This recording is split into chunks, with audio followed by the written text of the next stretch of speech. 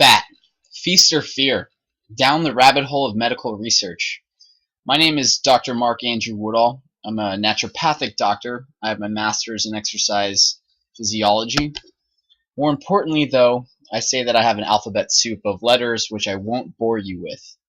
I merely point this out because I believe that how one views medicine is dictated upon how they view the world and the background upon which they have studied. If you're interested to know what my background of study is, you can find it on this slide. Start off with a little bit of humor here. In a world where Santa is no longer eating trans fats, if only Mayor Michael Bloomberg got his way.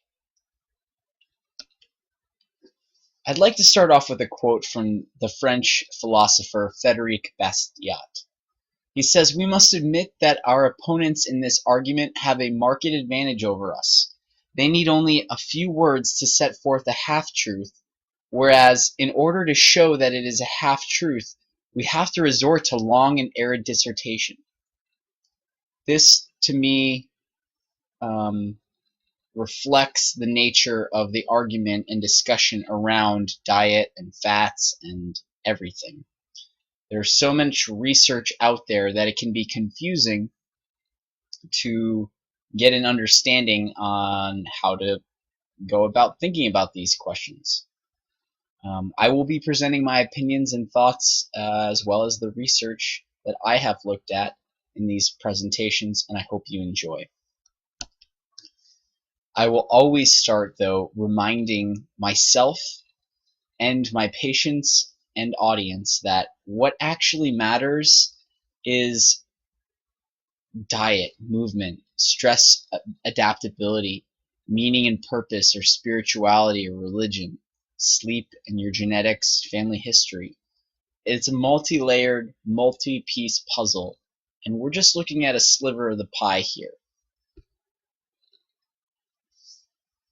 But when we do look at that sliver of the pie, we see that many countries are continuing to become more and more overweight and more obese. The United States introduced the dietary goals in 1977, and since that time, we continue to do poorly in our health markers.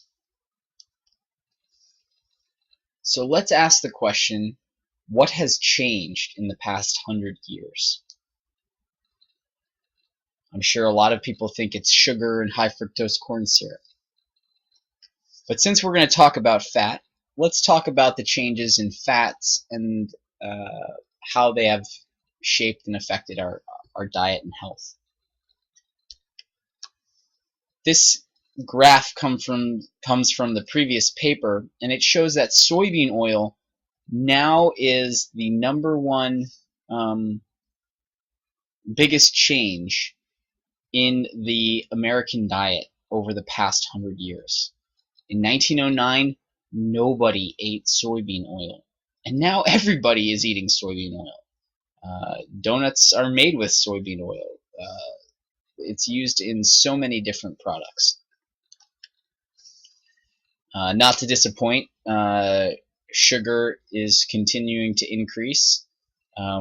We ate very little of it 150 years ago, and we continue to increase our consumption.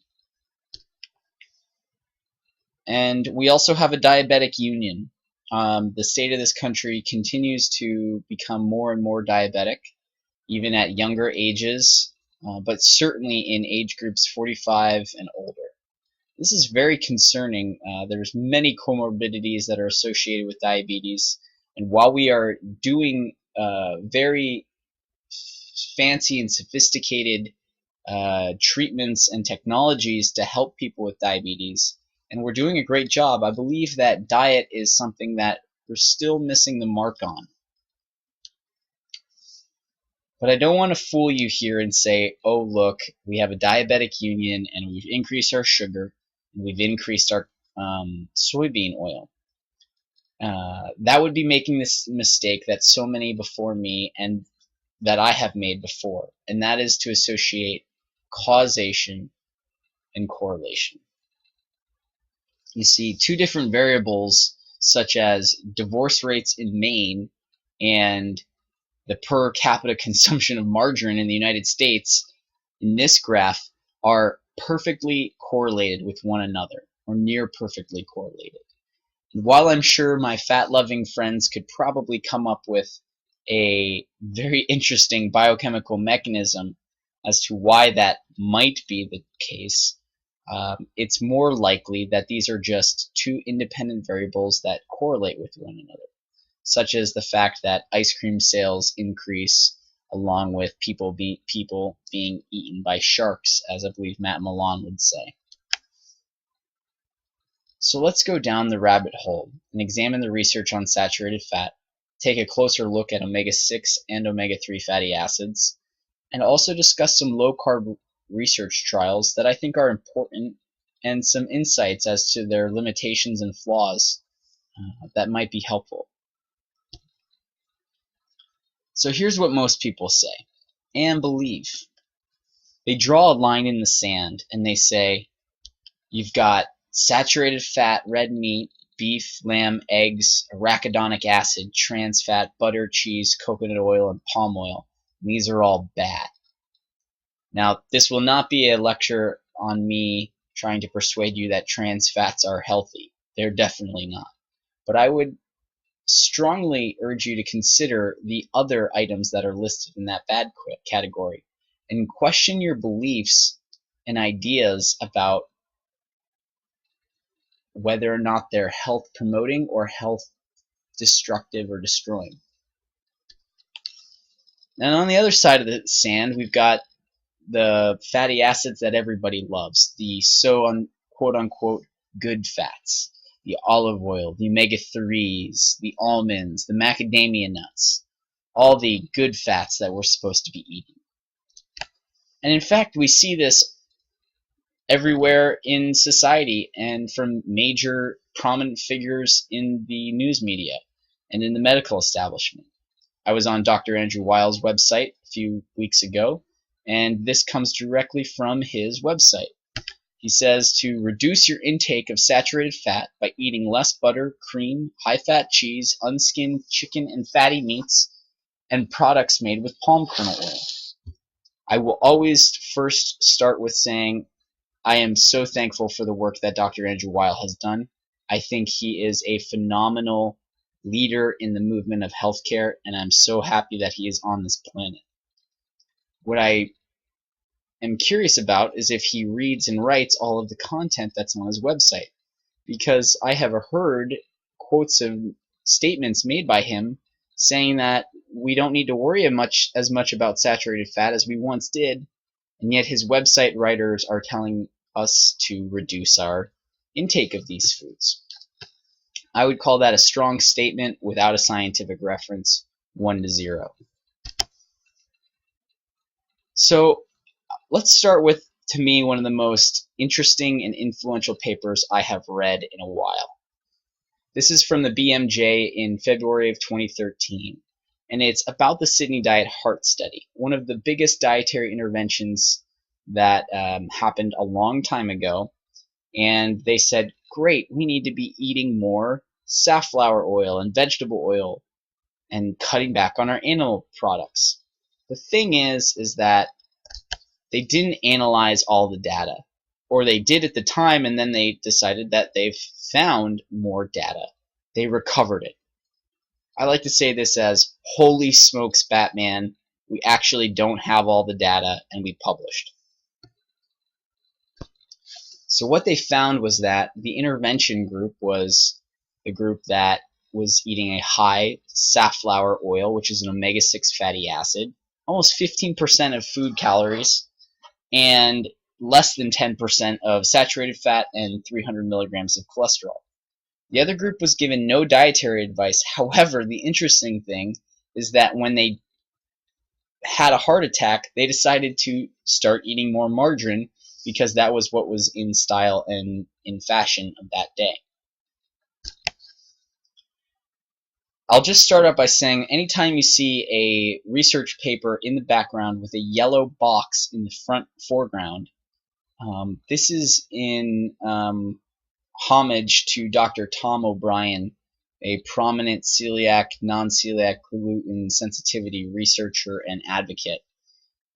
He's a fantastic lecturer, and I believe this is an effective way of trying to demonstrate a point. In the paper, whenever I have a yellow box, these are the exact words from the researchers. They write, increased all-cause mortality. That means dying from cancer, heart disease, diabetes, whatever. Was in the safflower oil group reported in 1978. Nobody knew that. Nobody for such a long time was aware that this was happening, and yet this was apparently published.